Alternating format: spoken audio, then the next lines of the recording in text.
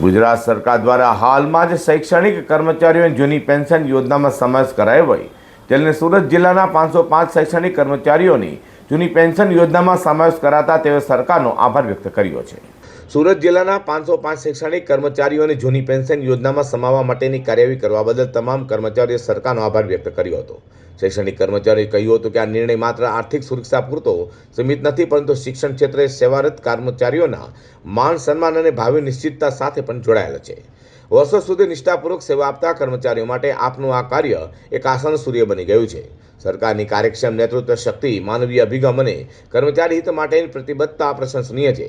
આપના આવા સકારાત્મક નિર્ણયોથી શિક્ષણ ક્ષેત્રે નવી ઉર્જા અને પ્રેરણા પ્રાપ્ત થાય છે તેમ જણાવ્યું છે। ગુજરાત સરકાર દ્વારા ખૂબ સુંદર નિર્ણય લેવામાં આવ્યો। 1 એપ્રિલ 2005 પહેલા તમામ કર્મચારીઓને ઓપીએસ ની અંદર સમાવેશ કરવામાં આવ્યો છે। સુરતની અંદર 505 જેટલા શિક્ષકોને ઓપીએસ ની અંદર સમાવેશ કરવામાં આવ્યો, તે બદલ તમામ શિક્ષકો, ગુજરાત સરકારનો, માન્ય કલેક્ટર સાહેબનો, અમારા બંને શિક્ષણ મંત્રીશ્રીઓનો, પ્રદ્યુમન વાજા સાહેબ અને રીવાબા જાડેજા સાહેબનો આભાર વ્યક્ત કરવા આવ્યા છે।